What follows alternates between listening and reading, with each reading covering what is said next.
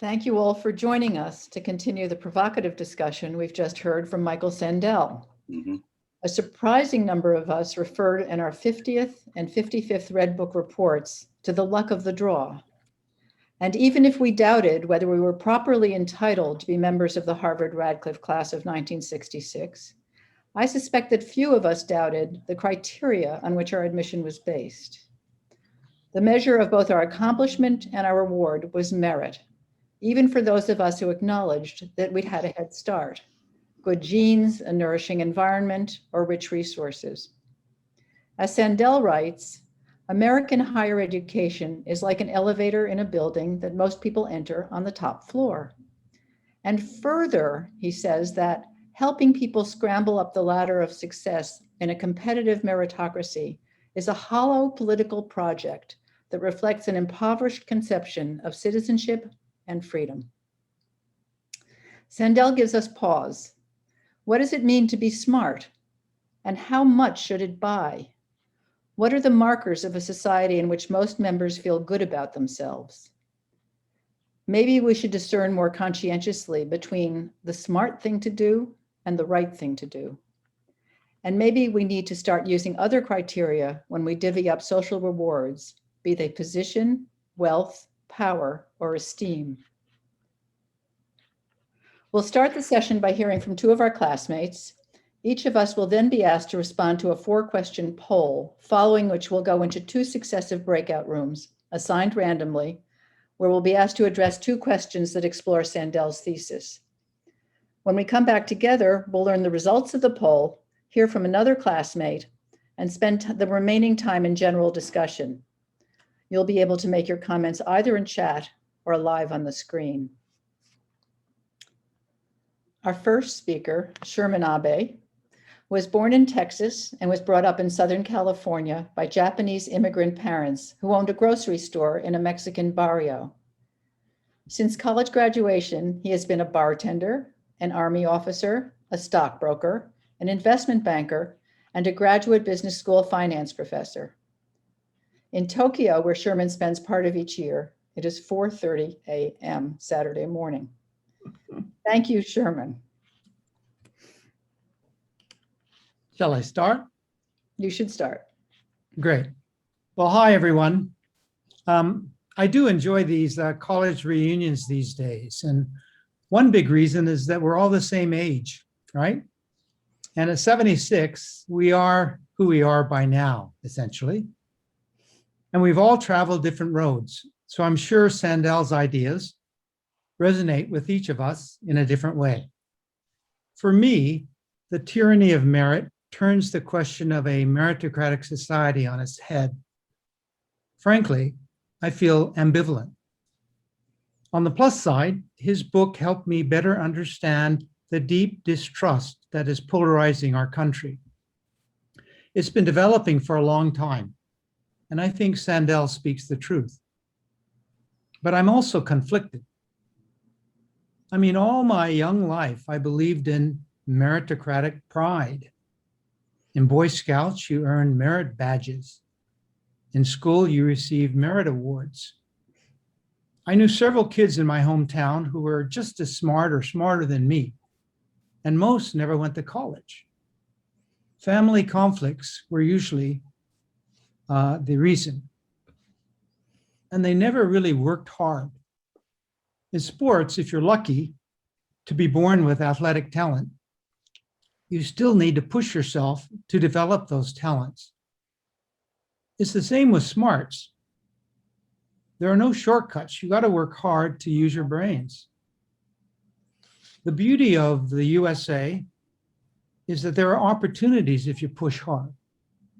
The land of equal opportunity, I should say, is an extraordinary ideal. You rise through a meritocratic system. But Sandel speaks of meritocratic hubris. I think the hubris he addresses is real, but it takes a couple of generations. If you are the son of working class immigrants, you're never far from your roots. And those roots never gave you a sense of entitlement. You had to earn your merits. and you trusted that the system would treat you fairly. I agree with Sandel that times have changed over the last 40 years, of course. The meritocratic system now appears to be skewed toward maintaining an elite class, many of whom look down on losers whose failures are seen to be their own doing. But this elitist attitude is plain wrong. There needs to be a seismic shift in our thinking about the meaning of success, and with it, importantly, a just distribution of America's wealth. Broadly, I think he's saying that moral progress has fallen behind economic progress. And those are actually the words of the economist Paul Romer. You know, when Americans are asked, what's your net worth? Well, we immediately think, okay, what's the value of my house, my securities portfolio, my bank account, and then we subtract our debt, our loans, our mortgage, and then we come up with a number. And that number is net worth. And that net worth and what it can buy give you stature in American society. But that's just a financial statement. That's just a measurement of your finances. I've come to believe that a better measurement of net worth is to ask how you have played the hand in life that you were dealt. You know, some of us were dealt a good hand at birth, others not.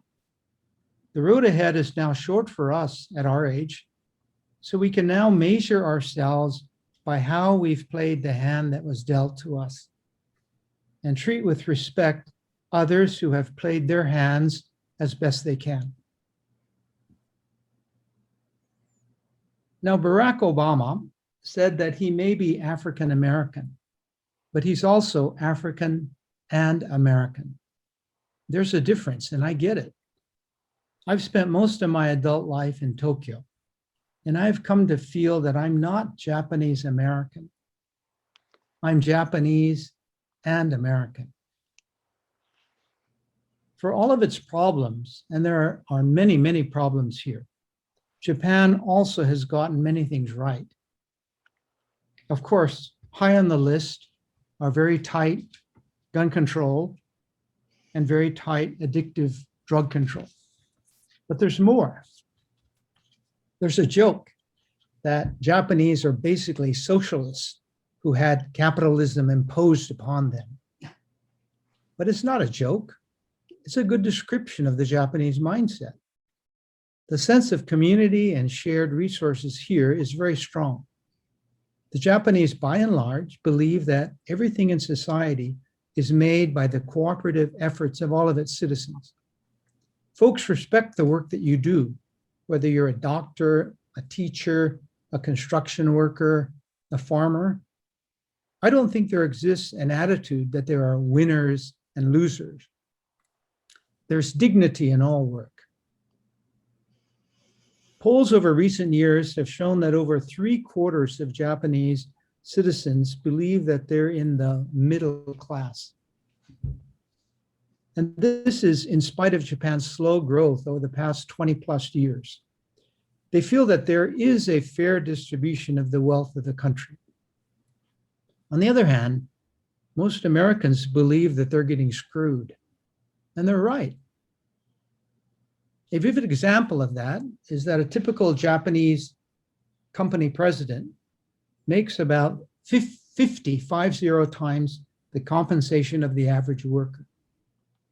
In the US, that multiple is 350 times. And the CEO of Starbucks in 2020 made 1,200 times more than the median Starbucks employee. Japanese company senior executives live in houses in normal neighborhoods, not in palaces within gated communities. Income taxes here are high, and the threshold for inheritance taxes is very low. If you're Japanese, it's hard to pass on your wealth to your heirs. The Japanese have a deeply instilled respect for the group above the individual. and a strong sense of wanting to avoid shaming one's family. And these are instincts that act as deterrents against crime and also against showing off your wealth. After all, we're all citizens of the same country, and we all deserve the respect for the contributions that we make. The strength of Japan is in its ordinary citizens, and I think Americans can learn from that. I have one final comment, and it's about the legal case filed by some coalition of Asian Americans against Harvard University for alleged unfair admissions practices. I personally think the suit was ludicrous. Ironically, to me, it smelled like entitlement. I sat on our graduate business school's admissions committee for many years, and I know it's not easy to choose among many qualified applicants, but we always tried to do our best to create an incoming class that represented a fair grouping of gender and nationalities and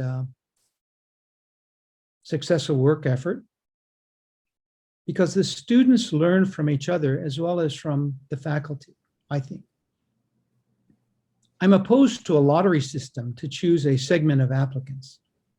It sounds to me, well, it sounds like a lottery. And I think it demeans the admissions process. In a twist, if you recall, Woody Allen said, "I'd never join a club that would allow a person like me to become a member."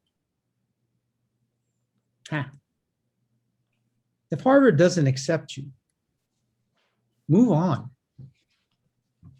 Well, there's much more to say, and I'm sure you have a lot to say too. Thank you.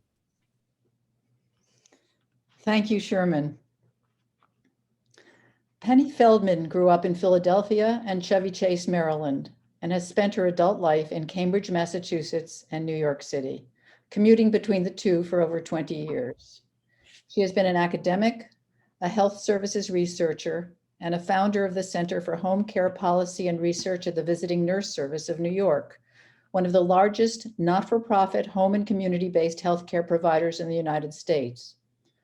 Her work has ranged from examining Harvard College's process of recruiting an elite, to describing the challenges of home healthcare workers, a resilient workforce caring for vulnerable elders and others who would be stranded at home without their services.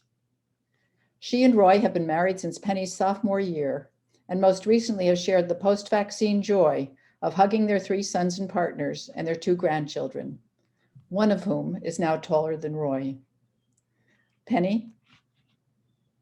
Thank you. Thank you, Ann. Great to see you, Sherman, albeit 4:30 in the morning.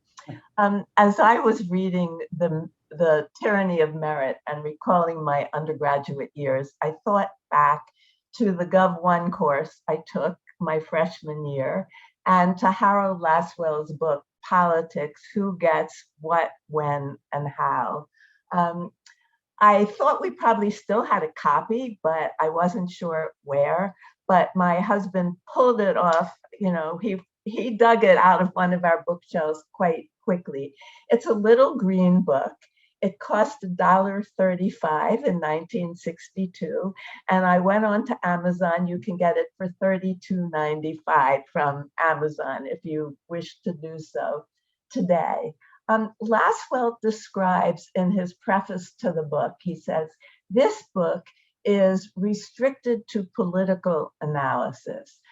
It does not have any preferences, no values. It states conditions. And the conditions it states are really not that dissimilar from the conditions that we read about in the Tyranny of Merit. He starts out by saying the influential get most of what's available to get. Well, that's not very surprising.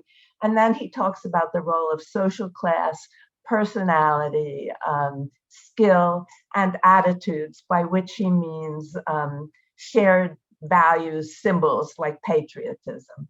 And the way you, well, let me just say that much. In much the same way, the Tyranny of Merit describes the role of credentials, class, and symbols in winning esteem and wealth in our society.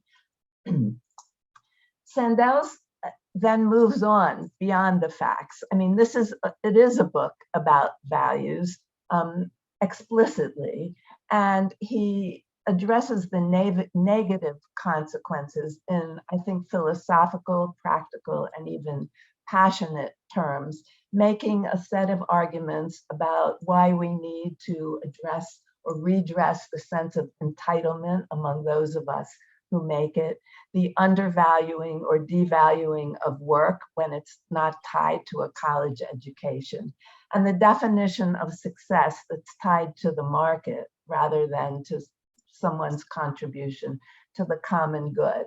Sandel's proposed solution to the sense of entitlement is college admissions by random selection.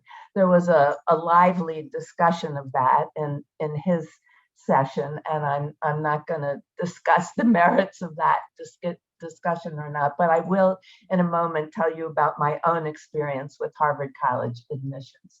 But the Tyranny of Merit goes on to call for a public discussion of what constitutes value in our society and how we should reward it. I confess I'm not as optimistic as Michael Sandel is in the opportunity or the phenomenon of our society at this point in time having an open, civil, deep discussion about what value is and how it should be rewarded.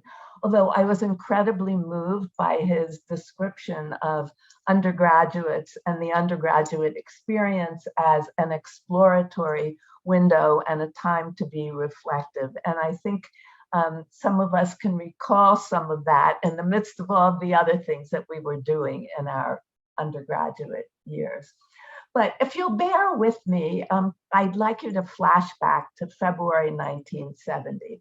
A visibly pregnant graduate student, me, enters the office of Chase Peterson, then Dean of Undergraduate Admissions at Harvard.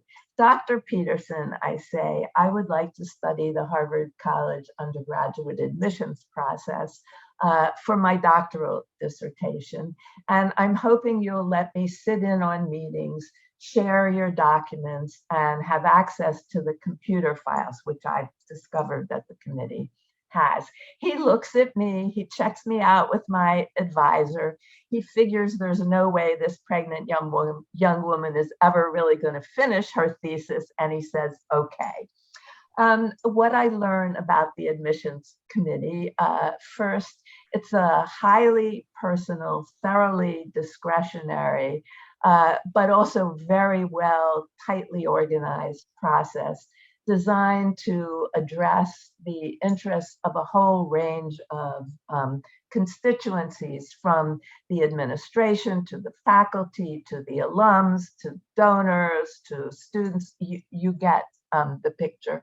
And actually, Harvard College admissions today, with its docket system and so to speak, is pretty much the same as it was then. I also am able to apply a random selection criterion to the applicants of the class of 1975 so that I can compare the results of random selection to the actual class that it's admitted. And I suppose it should be no surprise to you.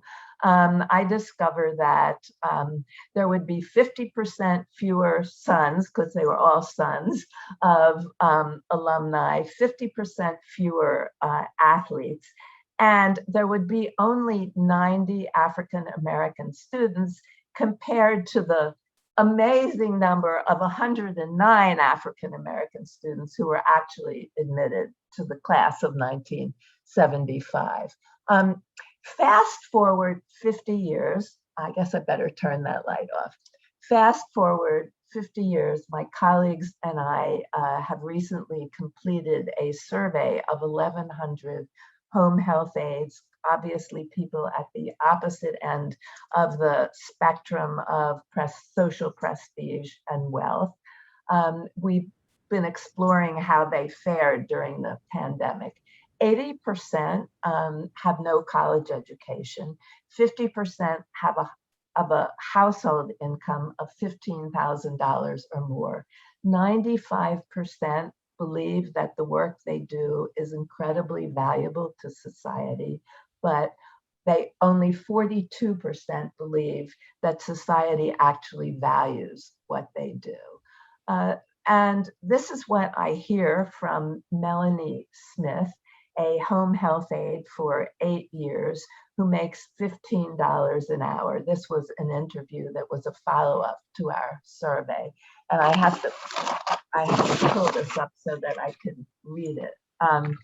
So she says, you know, when the pandemic hit, I got to put a light on, sorry. When the pandemic hit, I already had 2 permanent cases in the week and on the weekends.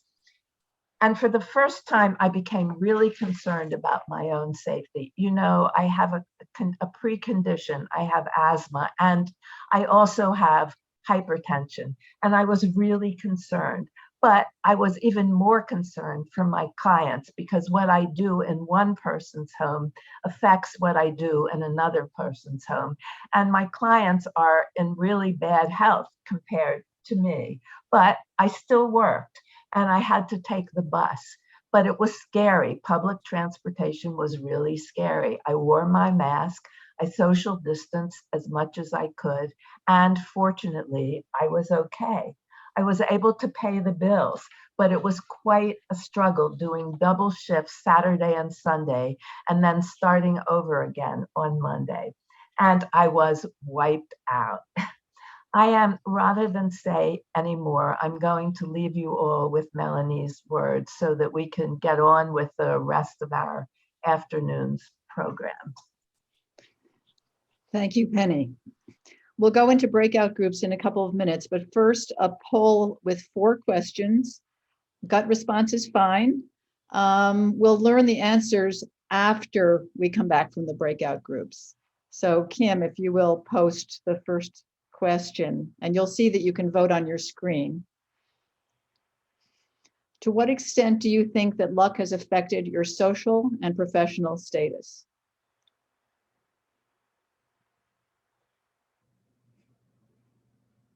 Don't think too hard. We're going to go to the second one. Okay, second question, Kim.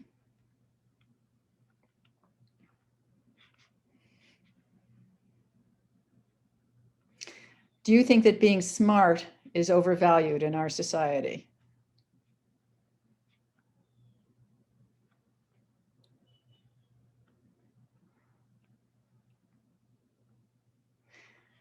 And the third one?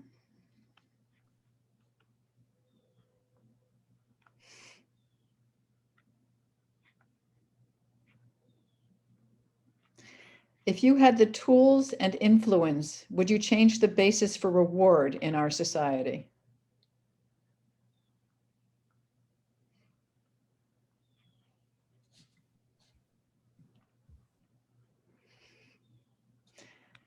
And finally,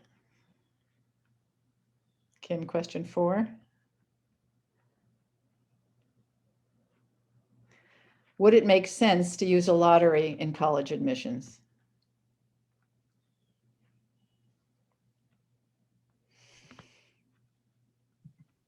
We'll find out if there's a consensus after the breakouts.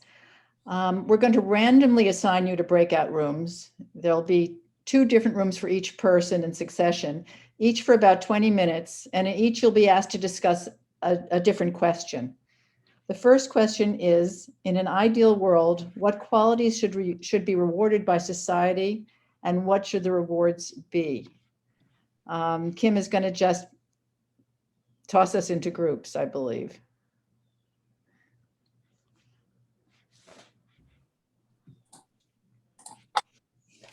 I am just going to drop this question in the chat. This way it will appear for you all even still when you go into breakout groups. And now I will put you into random breakout groups.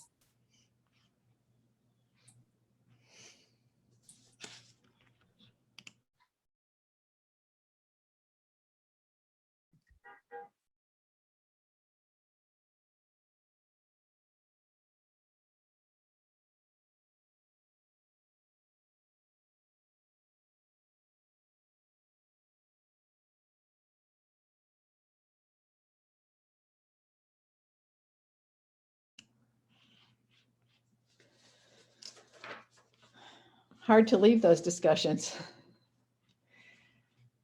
Okay, Kim, if you have the results of the poll, we'll put up the numbers. All right. To what extent do you think that luck has affected your social and professional status? 50% substantially, 45% somewhat, 5% slightly, and none, not at all. That's humility. All right. Do you think being smart is overvalued in our society? Somewhat, 51%, substantially 8%, slightly 28%, and not at all 13%. Okay. If you had the tools and influence, would you change the basis for reward in our society? Now that's the basis for a whole new discussion. 64% substantially, 29% somewhat, 2% slightly, and 5% not at all. And finally, the lottery question. No. Would it make sense to use a lottery in college admissions? Yes, 43, no, 58.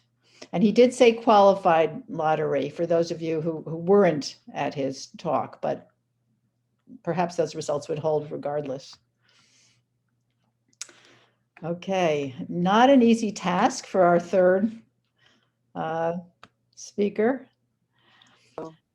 Marsha Siegel Berzon grew up in Brooklyn and then in East Meadow, New York. She was the eldest of 4 children of second-generation, semi-professional Jewish parents and attended what she describes as a good enough but nothing special public high school.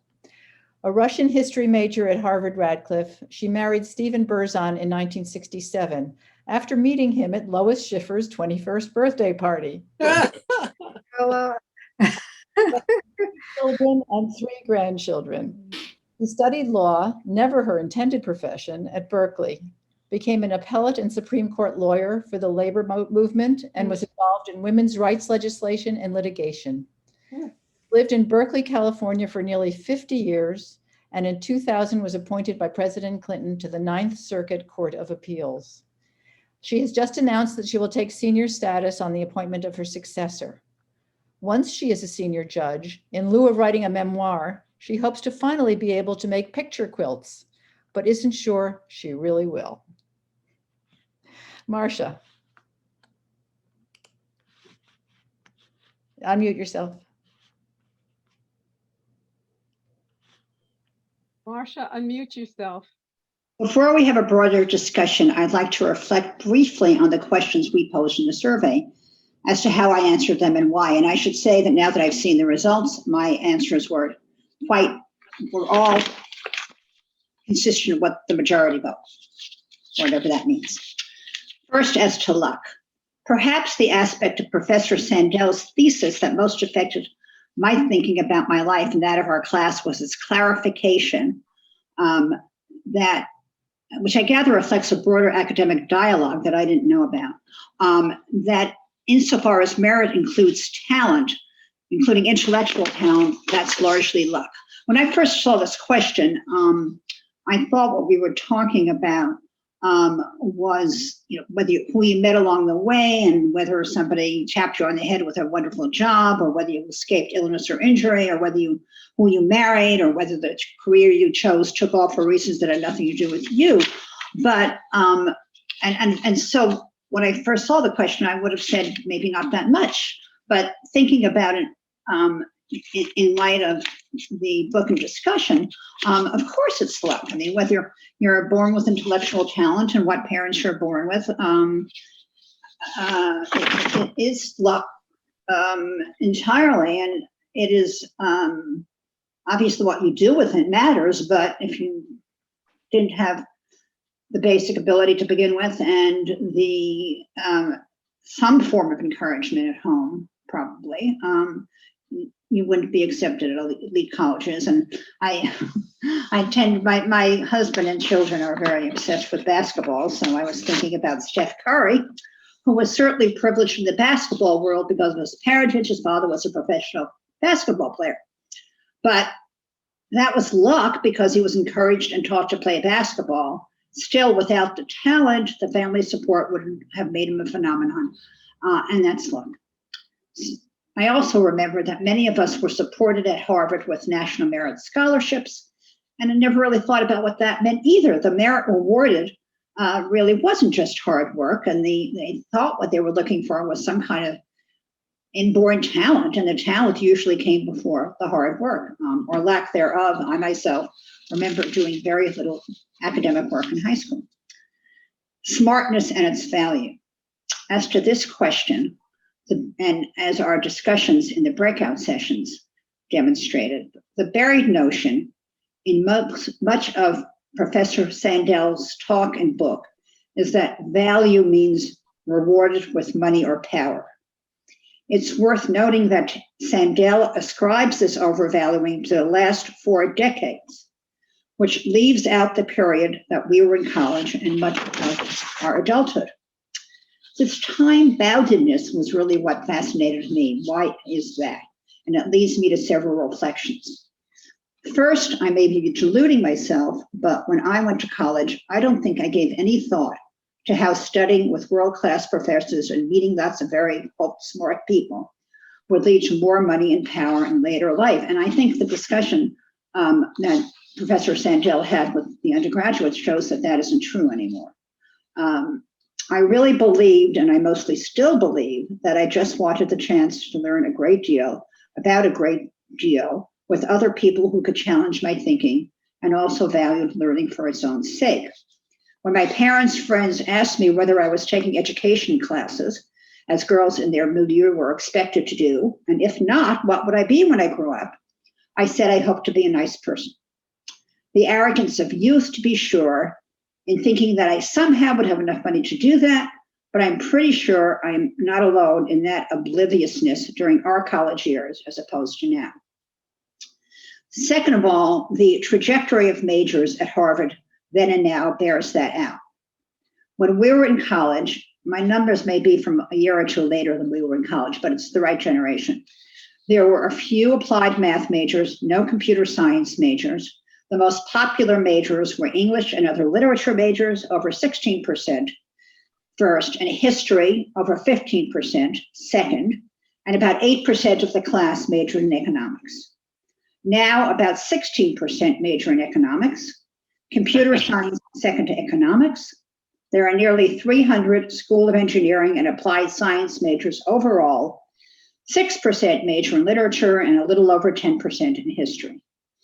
These numbers suggest that even at Harvard, the bastion of the liberal arts, many more students are studying somewhat practical subjects that have market value, and many fewer are using their college years to explore deeply and broadly. The other generational difference worth noting, in my view, is who our parents were, an aspect of the luck point. Who were our parents? They were young adults during World War II.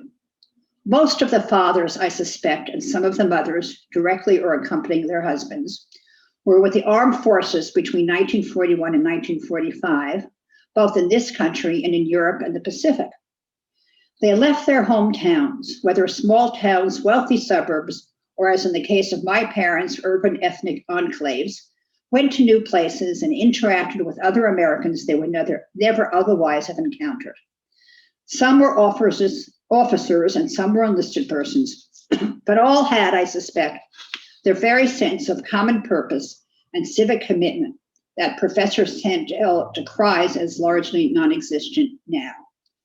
And they came out of that experience with the GI Bill, a country in which unions assured many working class people both a middle class life, but also for present purposes, and maybe more important, a form for civic interaction and local self-governance in their workplaces. And I note that the decline of unions makes no appearance in Professor Sandel's book, and I think is probably quite important to the situation that he's describing. And perhaps as a result of all that, our parents had an optimism about the future, leaving out, as does Professor Sandel's book, perhaps fatally, the persistent racial segregation and marginalization that excluded Black, Brown, and Asian people from that sense of common connection. That was the world we grew up in and brought to college, the broad class differences among us notwithstanding. I suggest that some of the later changes Professor Sandel points to, noting in particular the helicopter parenting that we are probably correctly accused of practicing, and putting great emphasis on the resulting hubris and humiliation as responsible for the political developments that led to the election of Trump and to Brexit, arose from that lack of such a common experience. Vietnam was, of course, the opposite. It was a war that bred division, not commonality. It was interesting to me that Judge Sandel today, although not in the book, as I recall, did talk about the suggestion of some form of mandatory service for young adults as a prescription for a correction of some of these structural issues, as a place for interaction across discrete groups, both political, class-based, and so on, and geographic. Okay, to the next question, changing the basis for reward. In this category, I tend to think about the rewards in the field in which I am involved, law and the judiciary. The rewards in law are thought of as being largely monetary, although many highly credentialed lawyers make much less money than they could in government, academics, or public interest practice, and in the judiciary.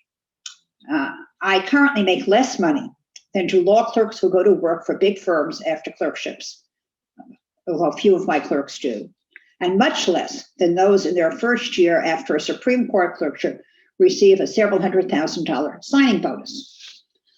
What that reflects is that the highest credential in law is a Supreme Court clerkship, and the highest reward is a position on the Supreme Court. As to the first and somewhat off point, 4 of the first seven women Supreme Court clerks were Radcliffe graduates. 5 of the first 11 women Supreme Court clerks ending in the 1974-75 term were at Radcliffe in the mid-60s, and 3 were in our class. So is that merit or luck? Doesn't matter. The interesting point is that there were hardly any women, a rather large gap in the supposed meritocracy, and that started to change slightly with our class. As to the justices, the, in my view, negative impact of meritocracy and credentialism over our lifetimes is stark. On the Warren Court of 17 justices, there were 3 Ivy League college graduates. The West went to a wide range of small and large colleges across the country, mostly public. 2 had no college degree. 4 went to Yale Law School, 3 to Harvard, and the rest to a wide range of schools, including Albany Law School and New York Law School, and 1 had no law degree. Only 1, Justice White, had been a Supreme Court clerk. On the Roberts Court, 8 of 15 went to Ivies for college, plus 3 to Stanford and 1 to Chicago. For law school, 4 went to Yale, 7 to Harvard, 1 to Columbia, 1 to Stanford, 1 to Northwestern, and 1 Justice Barrett to Notre Dame, the only non-national law school. And on the current court, 8 of the 9 justices went to Harvard and Yale Law School, and 7 members of the current court, including Justice Barrett, were themselves Supreme Court law clerks, perhaps the most telling number of all. Would I change these rewards here, mainly power, not money? Yes, I surely would. The Warren Court had on it justices from all over the country, several with political backgrounds, some who were schooled in the most technical forms of legal analysis, and some who had practical experiences that can temper over-reliance on that analysis. The current court, although it includes racial, ethnic, and gender diversity, has a uniformity of training and of mindset, ideological differences notwithstanding, that makes the collective endeavor less rich and challenging, I'm quite sure. The Warren Court changed this country when it decided Brown versus Board of Education. How the current court, including the liberals, would have dealt with the segregation issue, I am not at all sure, because it doesn't stand up well to rigorous traditional legal analysis. I see that pattern on my court. The Obama and Trump appointees, although widely divergent in ideology, are all heavy on Supreme Court clerks and Yale, Stanford, and Harvard law degrees. The array when I first came on the court was much broader and I think much better suited to decision-making that was both legally sound and aware of the societal impact of our work. How to change that reward system is another question. I doubt I'd be on the court if I'd not been a Radcliffe graduate and a Supreme Court law clerk, so perhaps I'm not the person to figure that out. Finally, college admission by lottery. Here, as I said in one of my breakout sessions, Professor Sandel, to my mind, completely fudges. He says a lottery of the qualified. So he is building in most of the meritocracy he decries, positing a lottery only at the point at which the choices made are pretty random anyway, as far as I can see. So sure, if any stress among students and parents is alleviated, that kind of a lottery may well be a wise thing, as I don't think the workings of the colleges would be most affected. But to me, what is more important is first returning undergraduate colleges to be less about training for an economically successful life and more about affording students the time to absorb centuries of learning and thought, so it's better to pursue the common good. Now, in our breakout group, we have this discussion, and at least one of the members said exactly the opposite. And certainly this aspiration doesn't take account of the student loan and financial problems with current college attendance, which is a whole other subject. But my concern does run in both directions. When we went to middle school, just the girls, took home economics and the boys took shop. The gender split was unfortunate, but the idea was really a good one, that everyone should be exposed to learning about and respecting the complexity of practical crafts and matters, as well as about science and history. So maybe after admission to Harvard by lottery, everyone should have to take the science of cooking and quilts and quilting classes that the undergraduate student who talked the other day touted. So thanks. Thank you, Marsha, and thanks for hinting at some directions we might take in our general discussion, which will start now. People who want to participate can either put their question in chat, which is on the lower part of your screen, or you can raise your hand and you'll be called on. The raised hand is under reactions at the bottom of your screen. I'm going to ask Kim to call on us. And we have about 20 minutes to talk, 25 minutes for just general discussion. I don't know what reactions.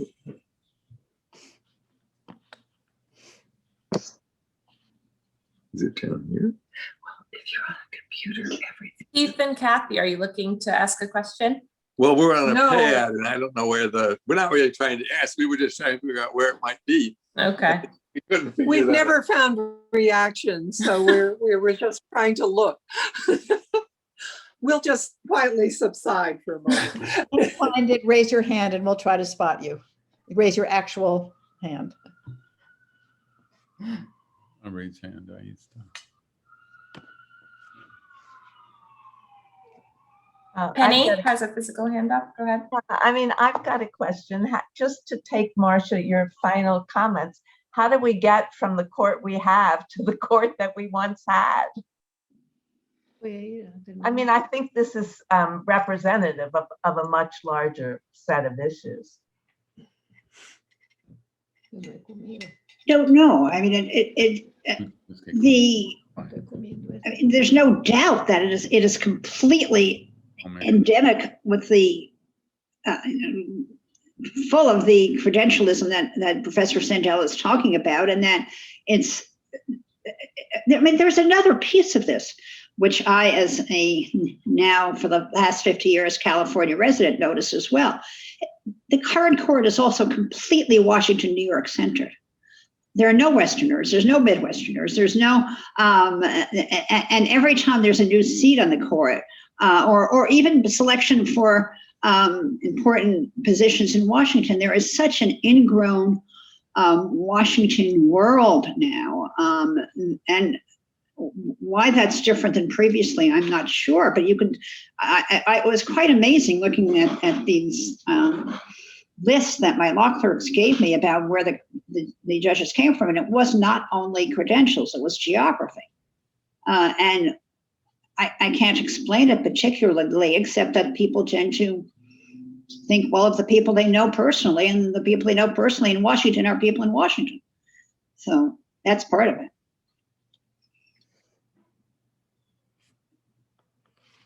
Does anybody else have any ideas? I would like to know what they are.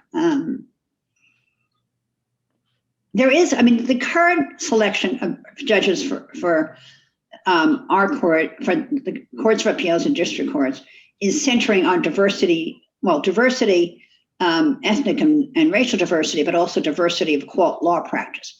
I don't think that's going to be any different about credentialism, actually. It's just going to be people of the kind I described who took their fancy law degrees and didn't go to big firms. But I don't think it's going to be different about what their backgrounds were.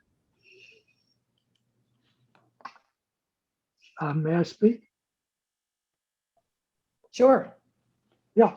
Oh, well, I think that the criterion for the people who've been appointed to these courts by Republicans has been ideological conformity and predictability. And maybe people who live in certain places have more of a chance to demonstrate that. They have more of a chance to go to Federalist Society meetings. It's not just Republicans at all. I was looking at, I mean, in my court, if you look at the Supreme Court, it's not, and if you look at my court, it's not either. The credential background is probably the same, and if anything, the Trump appointees have slightly more, well, maybe not, maybe one or two more people who didn't go to Harvard or Yale or Stanford, but out of the 10 they appointed to my court, but that were appointed to my court. But I don't think there's a credential difference between the Clinton, Bush,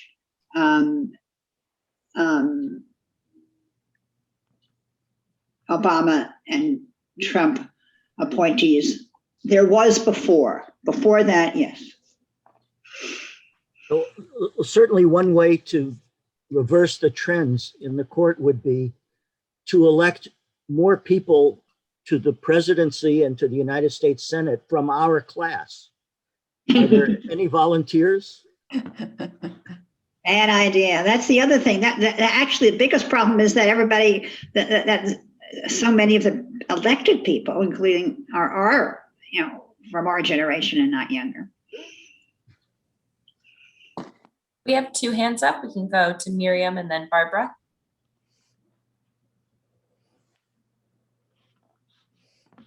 Marsha said at the very beginning about our backgrounds when we were growing up and how that made a difference.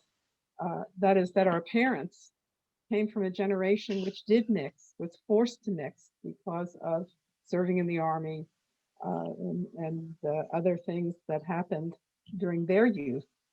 And we don't have that now. That does seem to talk to the importance of possibly having a national service of some kind that would allow people of different groups to mix in useful ways.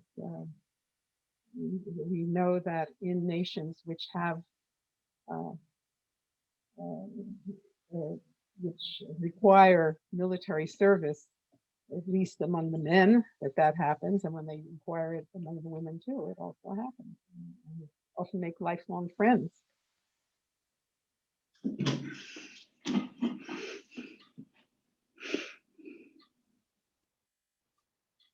I think maybe I'm up next. I think that part of the credentialism is, what it is in the courts is what it is elsewhere too. It's the idea, the false idea, but the idea that there's an objective metric there that can give you a defense against the claim that you're appointing on ideological and political and other so-called inappropriate grounds, when of course those are very important considerations, but they're not part of the dialogue. And so when a nominee is criticized, the response can be, look at their wonderful credentials. How can you possibly criticize that person? And it works. Now, maybe all I'm doing is sort of stating a tautology that we respect credentials, and therefore appointing people with credentials gives the appointing authority a good defense against an attack. But it's hard to, getting away from that would require getting away from a lot of other things that are going on with the appointment of judges, in which we aren't looking for general wisdom. We're looking for ideology. And we, meaning the appointing authorities and the Senate, and perhaps many of us too. And we can't do without credentials as a defense to the attack on those choices. Barbara, I think you're right that there is some notion that you're reflecting neutral criteria if you're relying on exemplary credentials. It used to be that for court and appointments and for executive appointments that the Congress, the Senate would be reviewing basically for ability to do the job. And the credentialism may have arisen in response to that, but of course that's not what's happening now anyway. I mean, as someone has already pointed out, after you get by the credentials, then you have an ideological test as well, not instead, but as well. But I do think there's something in the notion. There's this new book out by Daniel Kahneman and others, Cass Sunstein somewhere else, called Noise, which is kind of feeds into this by suggesting that decisions are being made inaccurately, and I keep hearing discussions of the book. I haven't read it, but what strikes me about it is that the underlying assumption is that there are right answers that aren't being reached, and that may be true as to medicine. One hopes so, but he also uses it for law and similar for sentencing and other things, and it assumes right answers when there aren't right answers. So for credentialism may be part of the notion that people with these credentials are going to be able to find the right answers, and it therefore assumes there are right answers. I agree. Penny, and then Ann and Max have hands up. Hampton have his hand up? Is that who you No, Penny, go ahead. Okay, but there are other hands up as well, and I've spoken before. But I just, to take the conversation on a slightly different vein, I was really thinking about Marsha's comments about the common experience in the Second World War, and I was trying to think of other ways in which to expose young people to common experiences before they go off to their elite colleges or community, schools. And it strikes, so then I went back to elementary education and especially elementary education when kids are young. And it seems to me it's an opportunity to expose them to a wide set of influences. But then I started thinking, well, you really have to go back to housing because you go to school where you live. That's less the case in some cities than in others. But I do think that the educational system when we were kids, at least those of us who went to public schools, provided a kind of, I don't know if a leavening factor is the right word, but an exposure to people to whom we would not have been otherwise exposed, and a kind of openness that resulted from that. My thoughts were somewhat along the same lines. I was thinking about the fact that Sandra Day O'Connor, when she first retired from the Supreme Court, tried to start up, and I don't know how successful she was, civics courses in public schools across the country. And I wonder if she was thinking much the same way that Sandel does, that somehow the civic identity, civic discourse has close to evaporated. And whether that is the means by which we cross ethnic, class, gender lines and get to know people that we otherwise would not have contact with. And I just wonder whether certainly a year between high school and college would help, but maybe it's too late by then. And I'm just wondering whether something akin to an education in civics might be part of the solution. Max? Yes, thank you. I feel poorly. I'm not changing the subject, but it's a different take, and I think what people are saying is very important. I just wanted to raise really a question. I don't have a particular opinion. I do agree very much with Barbara and others that credentials is being used as a shield, as a kind of protection for the political action, and I would imagine, and doesn't take any imagination, that the Supreme Court has always been made up of political appointments. It's made up by the Senate, which is not intended to be democratic, but is intended to be weighted according to the proportions of the states to each.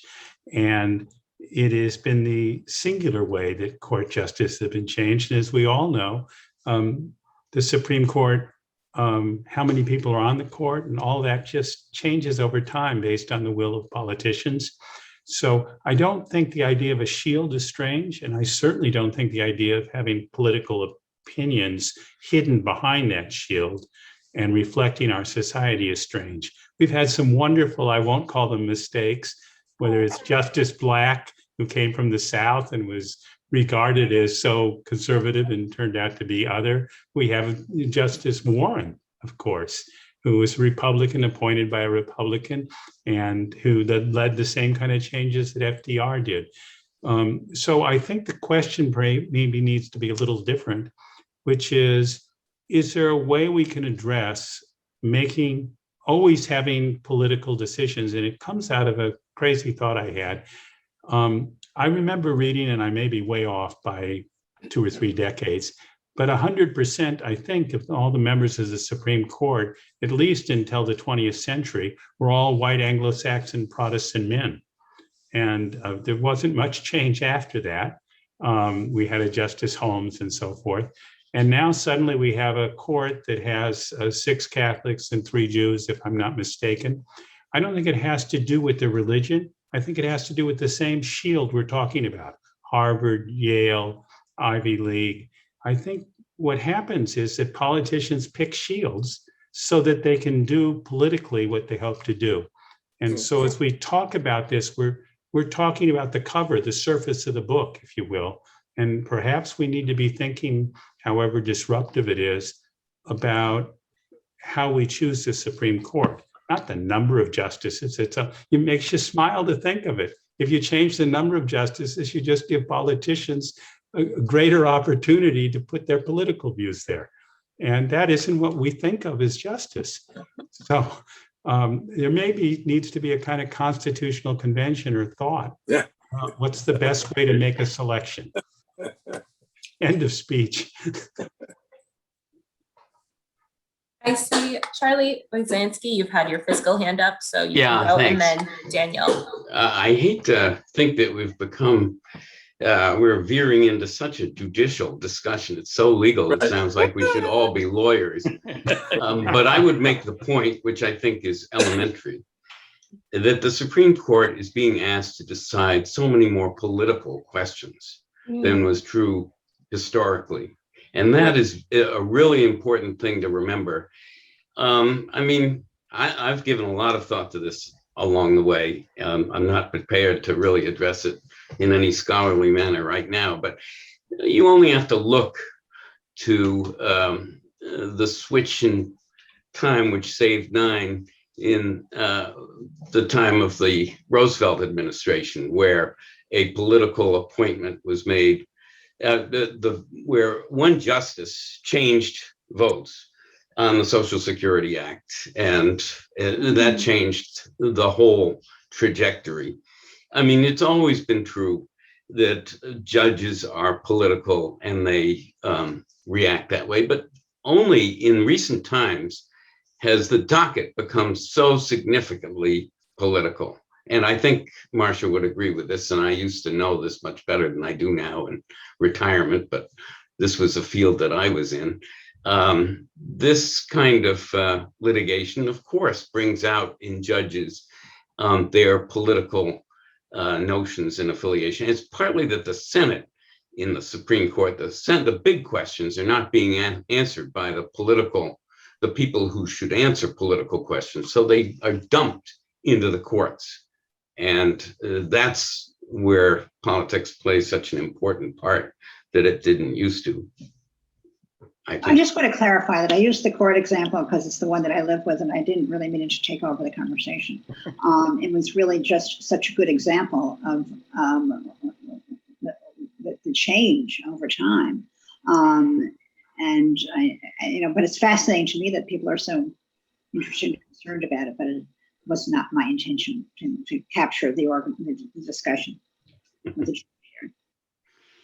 I like it. Daniel. Yeah, along the same line, I was going to say, I think this discussion has to be broader because it's how our democracy functions that determines our judiciary, among other things. And right now, we're in such a critical point about how are we going to maintain voting rights? How are we going to assure, in my opinion, the importance of more people voting than ever. And that battle has to be fought. And in fact, it could go to the judiciary in some cases. But I don't think the issue is that the Supreme Court is isolated from that. No, it's a direct product of how we handle our democracy. Keith Hughes. I read a book, this is Robert Putnam, who's a sociologist at Harvard, and he was basically saying that cohesiveness and economic, and there was not inequality were like a curve, and it was total inequality and various things in the Gilded Age, and we're now back where it was in the Gilded Age. If you do all these if you analyze all these factors, and his kind of hopeful concept is that it's probably about to turn the corner and go the other way, but we don't know that, of course. No. Miriam? You did no. Yeah, well, one of the things that's been raised by the judicial discussion is the fact that our elected Congress, certainly on national level and in many states, like not so much in the states, some states are like that, but is totally inoperable. I mean, is it so unusual historically that the Senate and the House of Representatives, to some extent, are almost evenly divided, so that so little gets done, and they can't seem to. I mean, I think it's not just that they have extreme views, but that's certainly true, but I can't tell if it's really much worse than in the past. But when you have a 50-50 Senate, you're in trouble, and I don't know what that says about the divisions in the society as a whole. Maybe in the past we were more workable because there was a larger majority that agreed on its objectives. I don't know, but that seems to affect a lot of these things. We can talk about meritocracy or not, but there's less agreement on what's merit also, I think, and what is worth being given merit. Before we wrap, anybody have something they want to contribute or a direction that we might think about? Peggy just raised her hand. Yeah, while you were talking about merit, it's one of the things when people always talked about affirmative action that you might not get the best person. The problem with merit is there's so many different parts of it that everybody, it's hard to just say somebody is best, because everybody brings something to it. So how do you say what is merit? I have certain skills, and I know there are other things that I'm not very good at, but you know, you can't just say what. That's the problem with just saying meritocracy. What actually is merit? It was the argument that people always said, well, you're not getting the best person with affirmative action. Well, how do you define best? There are too many variables. Anyway, that's my soapbox. I Okay, see David's hand up. If we have time for one more. Oh, it went down. sure. David, did you have a question or comment? Your comment. I guess I'm not. As I think about this discussion, I'm not sure that it's really true that the meritocracy is the cause of the deep divisions in our society. It seems to me there are a lot of other factors, and one major one has been the change in the way the media operates. You know, the segmenting of the audience, so that we're more divided in the message that we receive, which is really not so much a function of meritocracy. I think there are also a lot of resentments that are based to a significant degree on race. I mean, some of the studies of the people who went to the, the assault on the Capitol is that they actually weren't a particularly deprived bunch. They were heavily small business owners, middle class kind of people. So I'm wondering if there are issues in a so-called meritocracy. The huge inequality in our society is a huge problem, but I'm not sure that it's really the source of the severe divisions that we're facing today.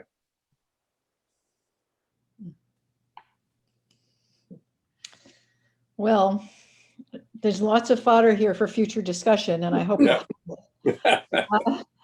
So remember that this isn't the end of the reunion. Tonight at 7, classmates Sheila Grinnell and Larry Palmer will talk about their recent books, and 6 artists from our class will show their work: ceramics, quilting, weaving, painting, and street art. And then we'll be available in breakout sessions. So I hope as many of you will come as can. And I thank you for participating in today's session.